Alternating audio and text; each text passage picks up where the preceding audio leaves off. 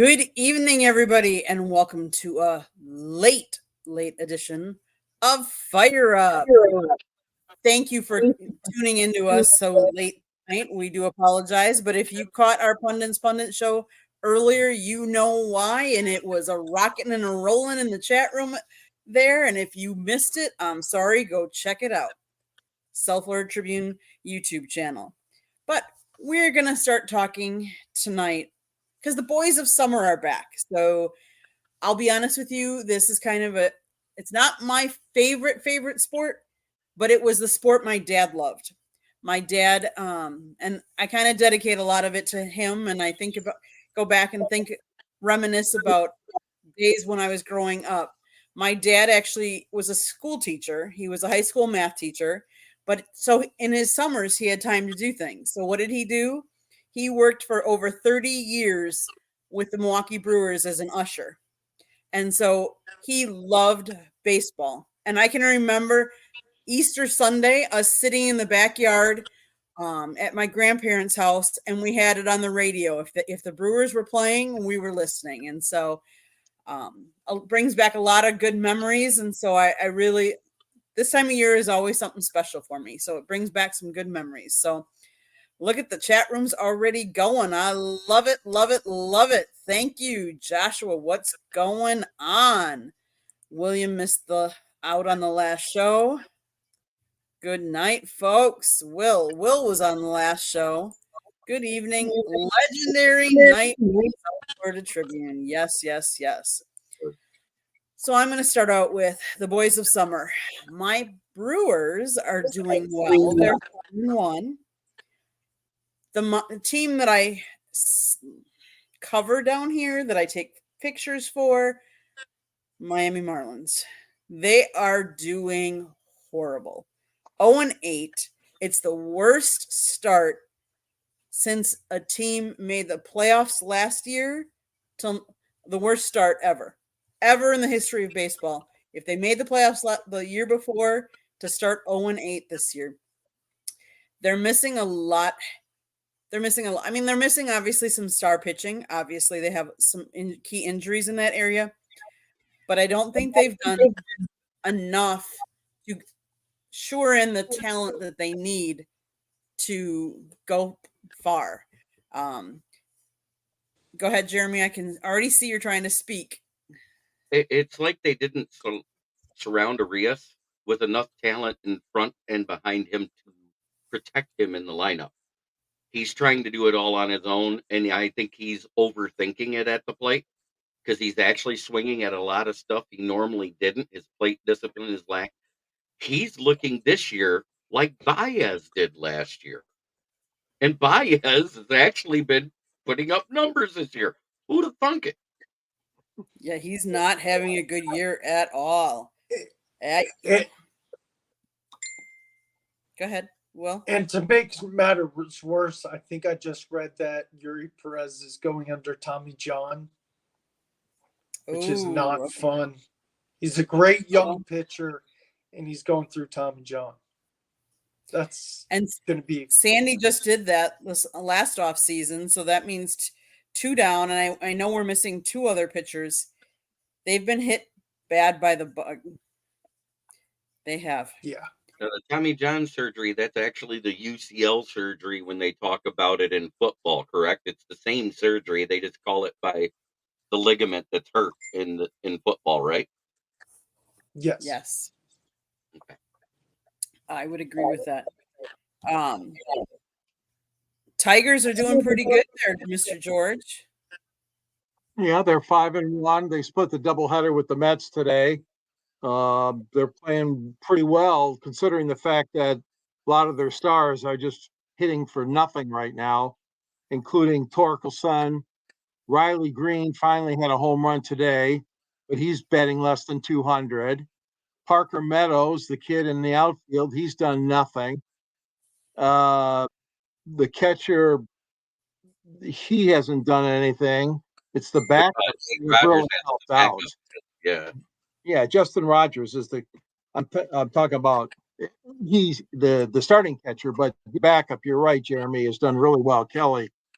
So I don't know. They're doing they're patching runs together, and they're getting help from maybe a few places they didn't expect to, but they definitely need to get some of those bats going again. And all that being said, they're still 5-1. Crazy stuff. Timely pitching. Yeah, the relief pitching has been great, and the starting pitching. You're right, Jeremy.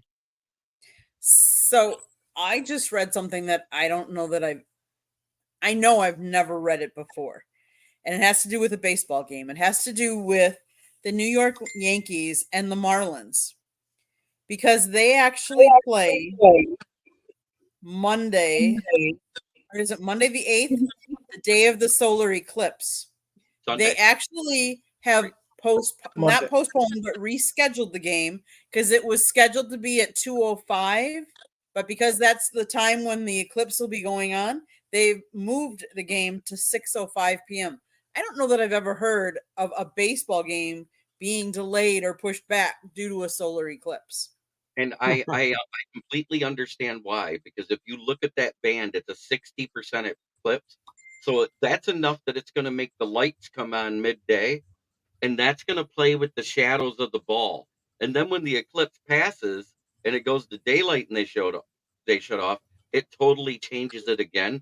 And they talk about that at those dusk games, like the 7:05 starts during the summer, how the ball totally changes how it looks to a batter as the sun sets and the lights come on. And that is the main thing. I think why they did it. And I think they're doing it almost across the league. All of them are going to be moving their starts either earlier or later to avoid the eclipse. And I actually think it's a smart idea. I do too. I mean, I can tell you that the first 15,000 fans to arrive will receive a Yankees solar eclipse T-shirt. The club has said. Come on. But again, here is one of the things that George, I know have talked about this extensively, is how why they're giving games to teams that are up in the north where it could be snowing, cold this time of year, why they're not putting them in dome stadiums or playing them in the south more. Now I get solar eclipse is going to be for everybody, but you play in the Marlins with a roof, the solar eclipse isn't really going to affect it. Yeah. Well, the thing is it gets very complicated because some of the teams have what you call traditional openers. Those two that come to mind right away are Baltimore and Cincinnati. And I don't know if there's some unspoken agreement somewhere among the league owners, but they always are home for the first series, always. And I don't like that because those two are cold cities.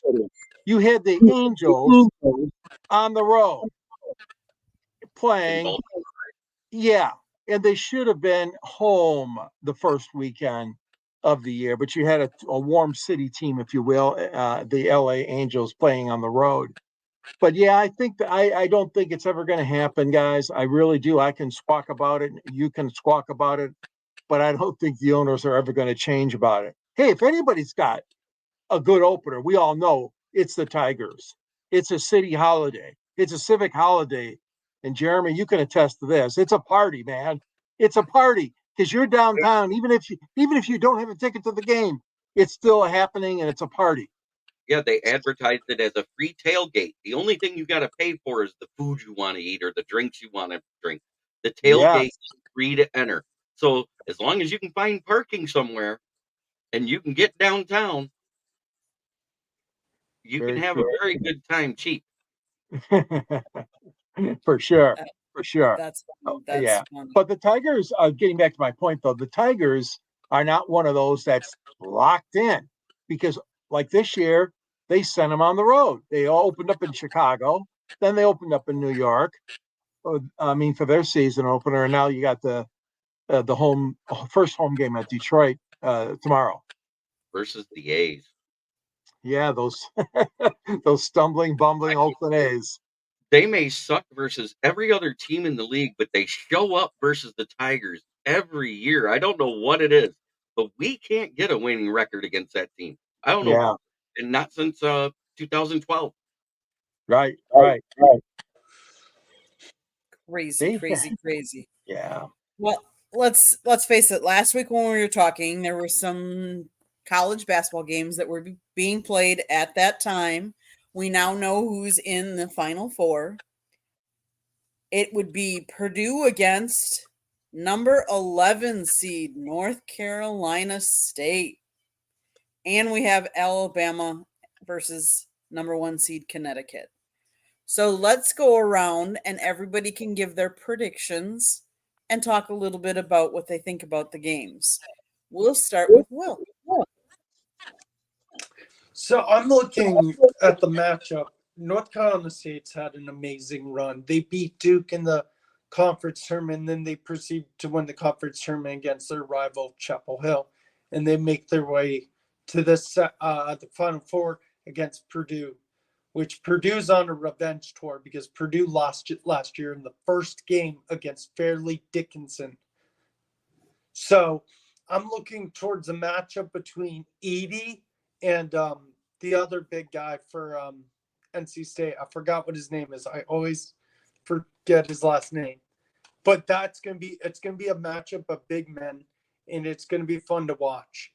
So, but my edge, I'm kind of biased because I'm a Tar Heel fan, but I'm sorry, NC State fans, you've had a great run. I think Purdue's just the better team.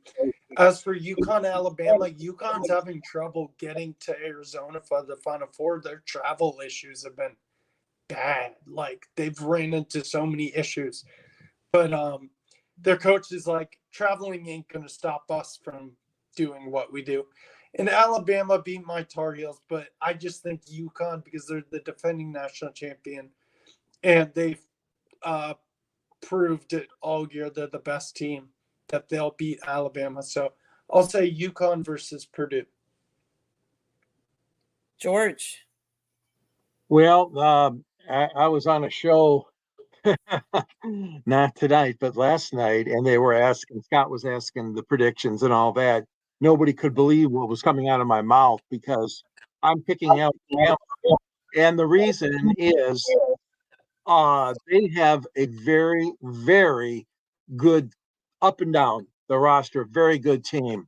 And I know they've had a few breakdowns defensively, and I know it's going to take a perfect game to beat UConn, but I'm kind of pulling for them. I know that Nick Saban left them this year, so the athletic program has kind of been flat. But boy, oh boy, the Crimson Tide are rolling right now in men's hoops. So I'm going with the upset there for no other reason than I really don't want to see UConn win it 2 years in a row, but that's just my personal preference. So take it for what it's worth. But yeah, this is new territory for Alabama in men's hoops to be in the Final Four.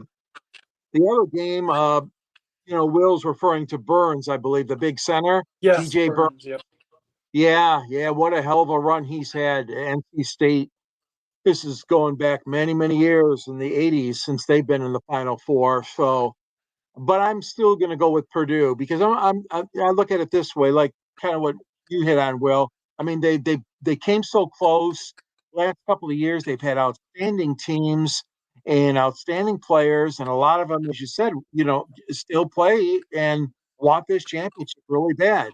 And trust me, I saw that happen in football with the Michigan Wolverines and how all the guys wanted to stay, most of them, and come back to win all this past year, and they did. I think there's a lot of Purdue people that are doing the same thing. They just get this championship. Let's cut down that net. And but they're going to be both really good games, Candy. But my two are Alabama, Purdue, and then of course I got Purdue winning it all. Okay. Mr. Jeremy. I'm going to say what I said the last time we talked about the college thing, and that was at the field of 32. UConn's winning the whole darn thing. There isn't a team in this thing that is anywhere near the class that they have. Klinger took over Illinois. I mean, the job they did defensively, holding a guy that had been averaging 24 points a game to 8 points. I don't see how anybody's beating them. I don't care how much of a lull and how good Alabama's playing everybody else. They haven't faced a UConn. UConn has got guys on the bench scoring in the double digits. But when Klinger's putting up 38, you don't really need the bench either. I agree. So I'm I'll going to have say UConn winning it all, by the way. I forgot to mention. But it's going to be UConn versus NC State because I hate Purdue. so. I'm going to disagree with you, Jeremy, but that's okay because I'm a Big Ten fan. And sometimes when you're a Big Ten fan, if your team isn't in it from the Big Ten, you're going to stick with Big Ten team. And I think, like Will said, Purdue's got a chip on their shoulder from last year. They want, and Edie, he's on a mission. He wants it. So I think he is, ironically, I think they're going to beat NC State. Now, UConn, I think, is going to take it all anyways. So, but I find it kind of interesting that on the boys' side, NC State is playing a team and UConn is playing a different team. And the same with the women is that the UConn women are also in it playing against Iowa, and North Carolina State for the women are playing South Carolina. So the two schools have both the women and men's program playing in it, which I think is really that's really great. I mean, it's great for those schools, great for those programs. Mm-hmm. Let's now switch to the women's program, women's side. North Carolina State's a 3 seed. They're playing South Carolina, who's a 1 seed. And then we have number 3 Connecticut going against number 1 Iowa. Any predictions? Because I know we don't normally talk a lot about women's basketball, but I'm going to start this time instead of with Will. I'm going to start it with George. Well, I think most of the United States would like to see young Caitlin in her senior year, her last college appearance, probably.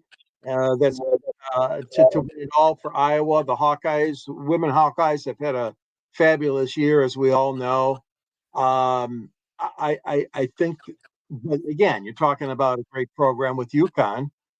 And I don't know, that's going to be a tough game. I'm going to have to go with UConn on this one. I just think the Magic might run out this game for Caitlin. And then the other game, I'm going to go with South Carolina. I think they've got a little bit more balanced attack. And they're a good program, very good program. They've had a fantastic year, those ladies. And but overall, then I guess I'm going to go with UConn because I didn't pick them in the men's. I got to pick them in the ladies section, the women's finals. And hats off to Cleveland, Ohio, by the way, for hosting this weekend. Yes. Because, unlike the men, the ladies can't get a big stadium to play in. This is true. They are always in a regular, I call, arena. You guys know this, I'm sure. They're not in the big stadiums. Like the NCAA men, you have to have a size of Ford Field or the Superdome or Phoenix's new stadium or the Irving, the Cowboys home. But the women have hey, their ratings are so good. They may review that policy and maybe someday try to have the women's Final Four in a football stadium. That's an aside. I just want to throw that in. But I'm going to go with UConn to win it all, Candy, and the women's. Okay, Will, what do you think? So before this show, I'm on a basketball show that talks basketball. Shout out to Meg Price, the tip off, where we preview men's and women's basketball, pros and college. I was born in Connecticut. This Iowa UConn game is a great game. You got Paige Beckers, my girl, on one side, against Caitlinclark, who's probably the most dominant women's college basketball player right now and one of the greatest players of all time in women's basketball history and college basketball history. She drops triple doubles and stuff. And I like Caitlin too. Don't get me wrong. I got UConn because they got more weapons on their team. I do think Caitlin will have a good game, but I think even though this sounds biased because I'm from Connecticut, I got UConn winning that game because they just have more depth. On the other side, South Carolina. Dawn Staley is building what UConn had many years ago, a dynasty of winning multiple championships in a row. She did it last year. She was Actually, she didn't win it last year. I'm sorry. She won it 2 years ago. Last year, LSU won it. But she's created a program like a UConn, a dominant powerhouse, and she knows how to coach the team. In the final, I got South Carolina against Connecticut. Yes, I think Don Staley's a great coach, and Gino Auriemma is a great coach, and they're going to be butting heads, and it's going to be a close game through and through. But I'm hoping, if this isn't the year, I have UConn winning it. But if they don't win it this year, I guarantee next year, hopefully. Okay, Jeremy. I got Iowa versus South Carolina. I just Caitlin Clark with how she lost to LSU last year and got to put it to them this year. When that girl fouled out and she got all crying and belligerent about it, it was bad. So I got it going Iowa versus South Carolina. South Carolina is just too full of a team on the other side. I got Iowa going there. And I think South Carolina wins it all. You know, Jeremy, for one time, I completely agree with you. South Carolina is on a ride. They haven't lost a game yet this year. Now, do they call the women's basketball team the Game Hens instead of the Gamecocks? No, unfortunately not. They should. I'm just saying, it just doesn't sound right to say the female. It doesn't. I agree. Because I think the women tend to see are called the Lady Volunteers.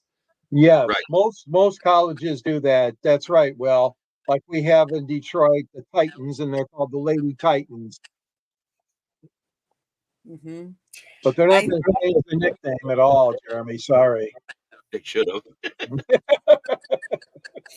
I think these will both be very good games. Now, I will say that I think this will probably be one of the best drafts for women's basketball than we've had in quite some time. I think there's a lot of players coming out of the draft and going into the draft. And now remember, the women play Friday and Sunday, and then their draft is already on Monday, I believe. So it's real quick. It's boom, boom, boom.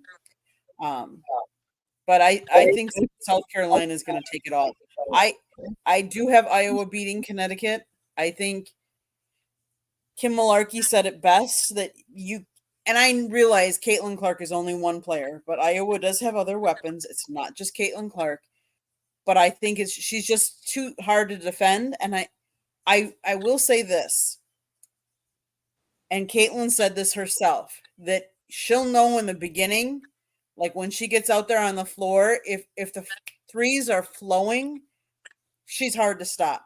And let's face it, that's pretty much about anybody. If you're hitting, if you're on, you know it's your night. You know you can't miss. It's kind of like a pitcher in baseball. If you know you're on, you're throwing those strikes and you're on. But you also know if you're not on, you're off. So, 100%. But I think Clark's going to bring it because I think she wants it, and she was disappointed last year. I think she's going to get it this year. Kudos to her because she got 2 years in a row Player of the Year. So good for her. Good for her. She's awesome. Yep. Yes. Jeremy, you want to cover a little bit of football news? Sure, because this Undone came in and said Lions brought in Kool-Aid for a top 30 visit. And that's great. And it's doing their due diligence because no one knows who's falling at 29. No one knows if Brad Holmes plans to trade up, trade back, or whatever. So getting as many of those 4 or 5 guys that might be there at 29 in for a visit is probably a good idea. Because I don't think we have the ammo to trade up without costing future prospects or future draft picks. So I don't know if we trade up. Plus, right now, Cam Sutton's contract has not been voided by the NFL. And with him being released on an OYR on a misdemeanor charge rather than the originally felony charge that was listed, it may get held against the Lions, and that means it could cost us dead cap, which is why they kind of went stagnant in free agency and stopped adding a bunch of people. It's kind of why we matched the offer for Brock Wright, which actually was only 1.015 more than what he would have made anyways.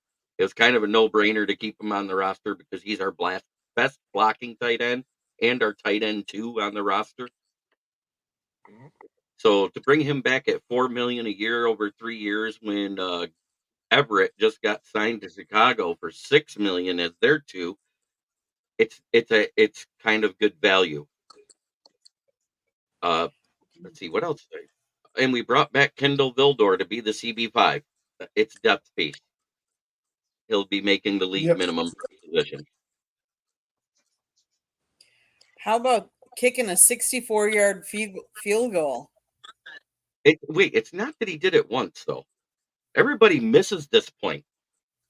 There was a timeout called just before the snap was done, and the holder was lined up 3 yards further back than he needed to be, and the kid hit a 67-yarder with enough clearance that he could have hit it from 70.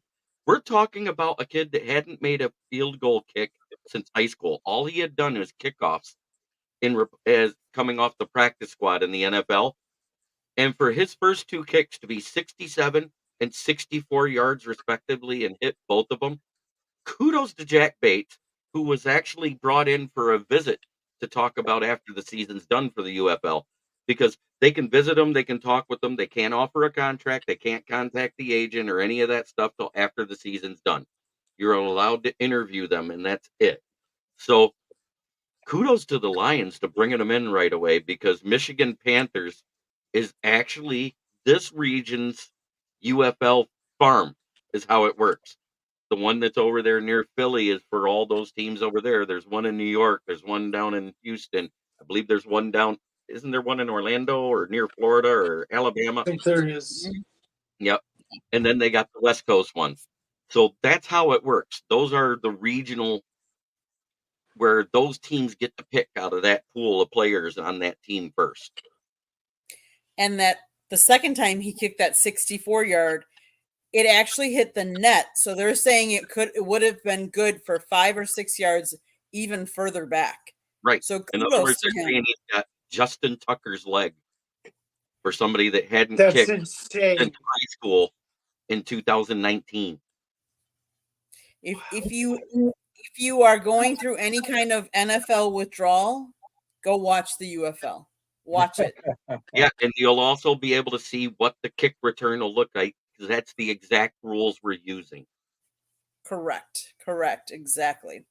Okay, guys, I think it's time for My Town, because you guys all know I like that segment.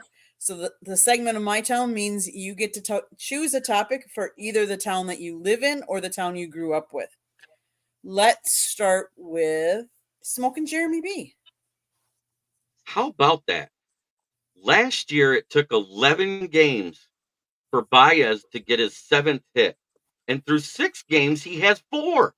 It's amazing. It's like his bat learned how to find the ball. And the pitch that he did to drive Riley Green home for the only run in the game 2 today, it was actually off the plate away.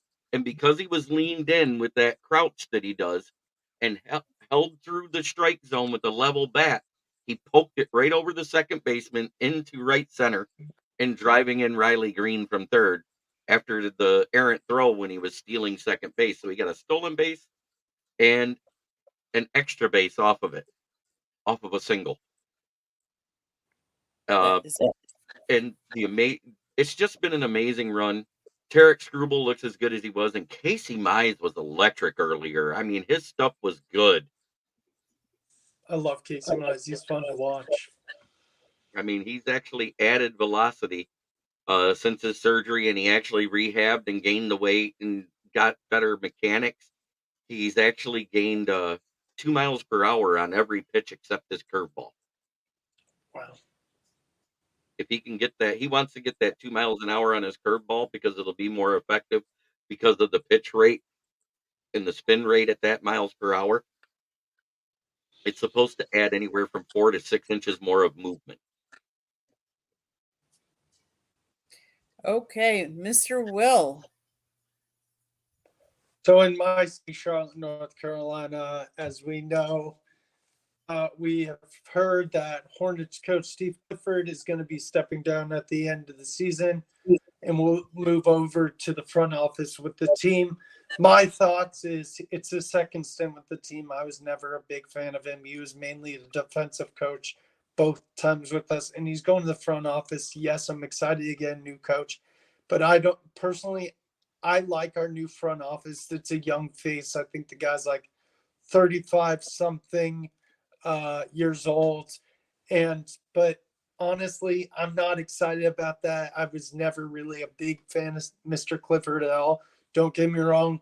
You're an NBA coach. You're on the highest level of coaching basketball. Just never was a huge fan of him. And as we previewed earlier, in the state of North Carolina, we got two teams in the Final Four: NC State women, who are playing South Carolina, and NC State men, who are playing against Purdue. So the state of North Carolina is happy. So that's what's going on in my neck of the woods. Okay, Mr. George. Well, Jeremy took my Tigers thunder. He took my Detroit Lions thunder. So, hey, all I got left is the Detroit Red Wings. But that's not a bad story at all. But listen to this. There are, count them, 1, 2, 3, 4 teams within 2 points of each other for the final Eastern Conference wild card berth. Right now, you got the Islanders with 83. You got the Capitals with 82, the Red Wings with 82, and the high flying, they've won 3 in a row, Pittsburgh Penguins with 81. And despite what Ralph says about his Penguins, they are fast and furiously trying to make the playoffs. But getting back to the Red Wings, very important win the other day on the road, playing the Tampa Bay Lightning and defeating them. Tampa Bay, of course, owns the first wild card spot. With 93 points. But right now, the prognosticators are giving Detroit I think it's around a 48% chance of making the playoffs. And they're basing that on the fact that the Red Wings have a really tough schedule. They've got the 82 points. They're on pace for 90 points, but even 90 may not be enough. So, for example, this Friday, tomorrow, you got the Tigers opening up, and then across the street, you have the Red Wings hosting the New York Rangers. Very, very important. Every game's important. Every play is important. Every shift, as they say, is important. So the Red Wings sitting there with a 47% chance to make it. I still like their chances of making it. The problem is there's a lot of other teams too that are in the contention for the last, like I said, Eastern Conference playoff spot. But it's been a really good year. The Red Wings have done very well. Steve Yzerman made some great trade acquisitions and free agent signings, and they've really, really improved their offense this year. Goaltending is still a little bit, suspect, but they're trying to get by with the best they can in that position. So that's about it on me. The Red Wings, and this is a great point of discussion because it hasn't happened in many, many years that we're still talking about making the playoffs, and here it's already April. It's a good. Well, a lot of that has to do with how they played in March, George. I don't know if you realize this, but the Pistons won more game in March than the Red Wings did. No, I didn't know that, Jeremy. Yeah, they went 3-11, and the Pistons went 4-12. That's disgusting. To be where they were, they had the second wild card locked up to lose that many games. But the reason why they're only at 47% is because Pittsburgh and the Capitals have 2 more games to play after the Red Wings are done. So even if they all end up tied at the end, all the other people do is have to have one tie. Yeah. And And get that over. one. Yeah, that's a good point. That's why it's 47%. Otherwise, it'd be 50%. Yeah. Okay, well, on to mine. And mine is kudos to the Milwaukee Brewers. And the reason why I'm saying kudos to the Milwaukee Brewers is because you allowed your famous announcer to call opening game. Bob Uecker was back at American Family Field once again to broadcast the Milwaukee Brewers home opener. He is 90 years old. This will be Uecker's 54th season broadcasting Brewers baseball, though he has already limited himself to home games for the last several years. Uke is very focused on always being at a Hall of Fame level. Brewers principal owner Mark Antonazio said before the Tuesday's game, he doesn't just want to be in the booth to be in the booth. He's very mindful. He said, Mark says to him, you don't have to do play-by-play for all 9 innings or 7 of the 9. You can do less. Bob Uecker grumbles at that idea. You can flip roles. You can play and then do color. He doesn't want to talk about that. And so it goes. Starts. Bob Uecker behind the microphone. Uecker became the voice of the Brewers back in 1971 and has been part of their broadcast team ever since.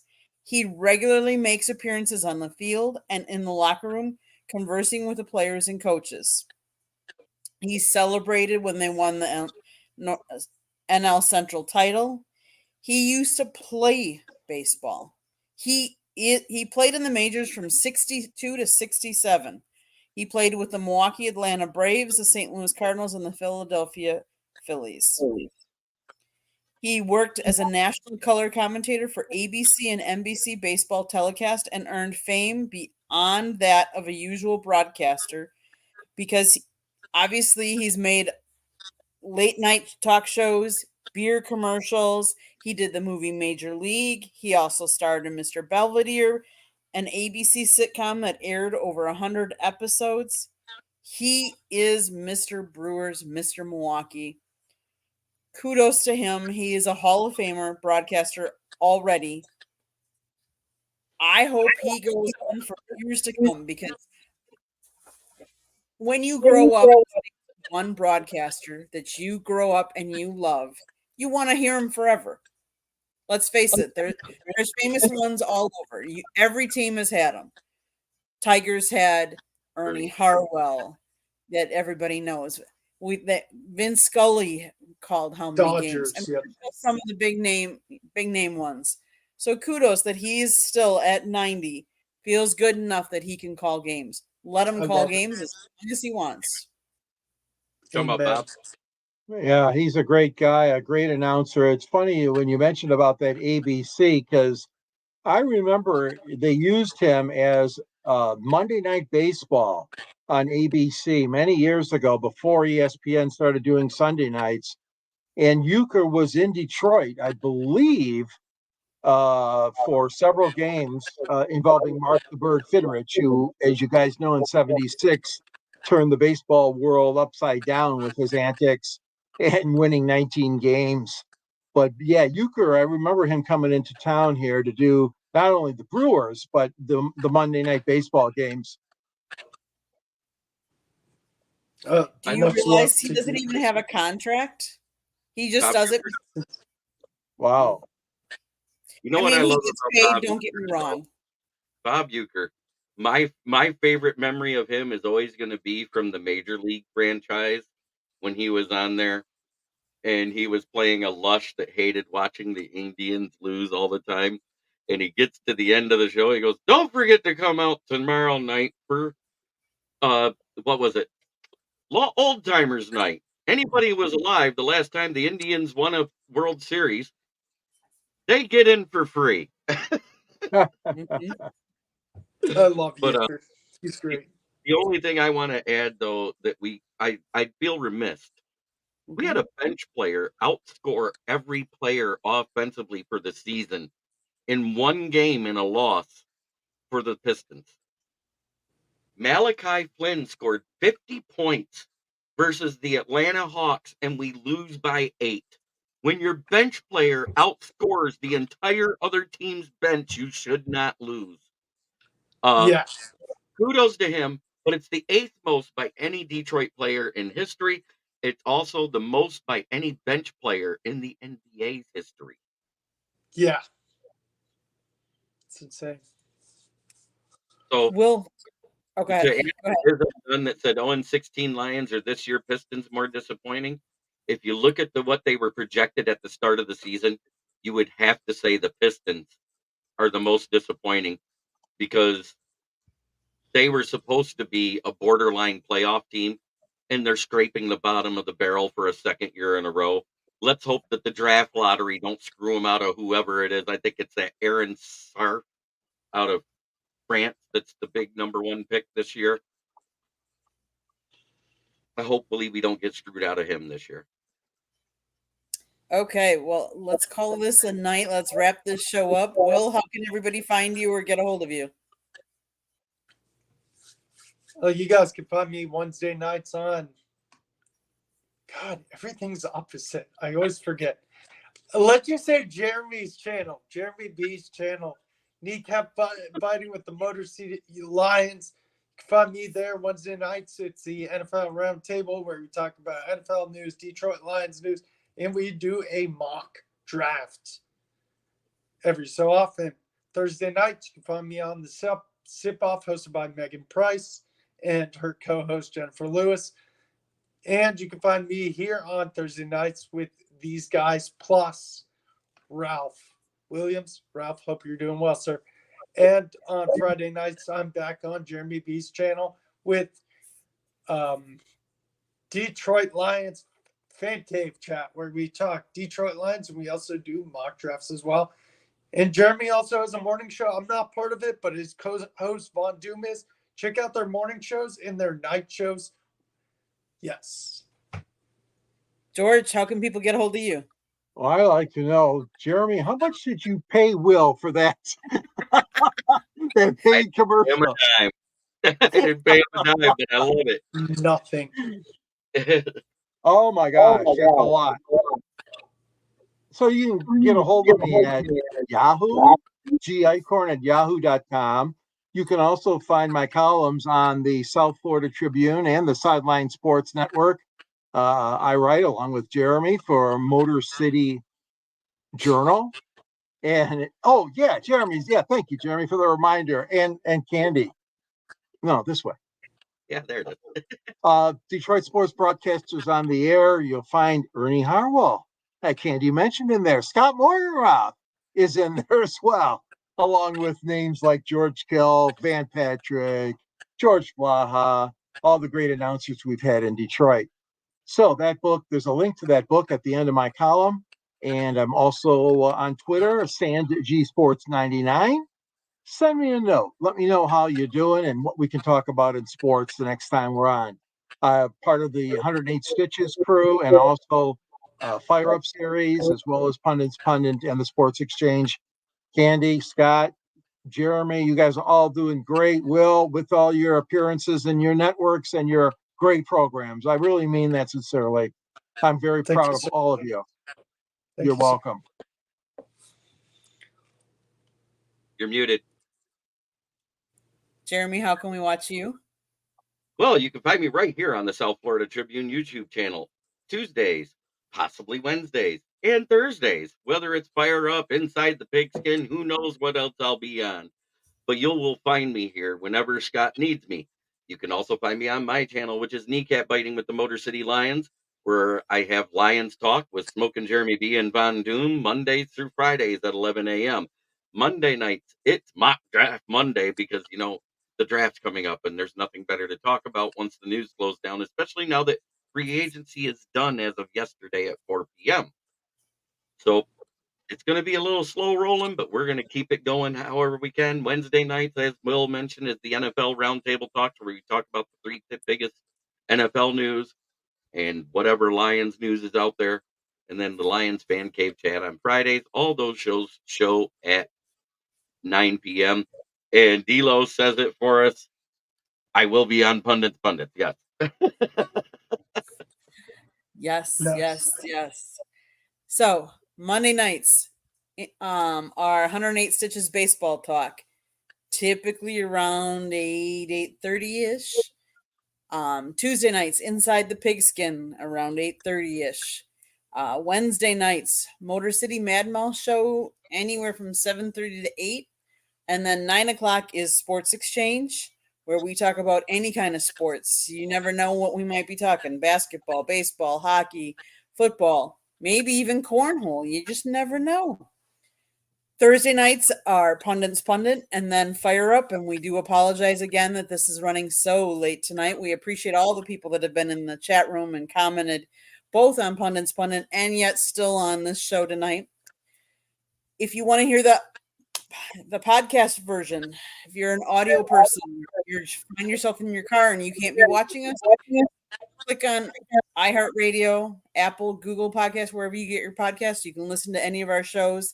Go to our website, www.southfloridatribune.com. Jeremy and George both write for us. Yeah, I can't get it right either. But you can check out their articles. You can check out Scott's articles. You can check out pictures that I take. I take sports photography, so you just never know what you're going to see on there. What else? Did you subscribe to our channel? If you haven't, you should. And if you haven't subscribed, if you subscribe to ours, you also should subscribe to Jeremy's and everybody else that's been one of the spokespersons on our station, because we appreciate everybody that comes on our station, and we hope you do too. There is also a book right there. My husband, Scott Morganroth, the Motor City Madmouth, wrote it. Lessons from the microphone, tuning into the enduring wisdom of visionary leaders. It is available on Amazon, Barnes & Noble, and Kindle. Get your copy today. Again, guys, thank you for allowing me to share the airwaves with you guys, and you guys staying up late and coming on with me. Jeremy, you take us home. Try every day to be a better person than you were the day before. It's the only way to make the world a better place. Starts right here. Much love to all of you. Much love. See you next time. Enjoy March Madness.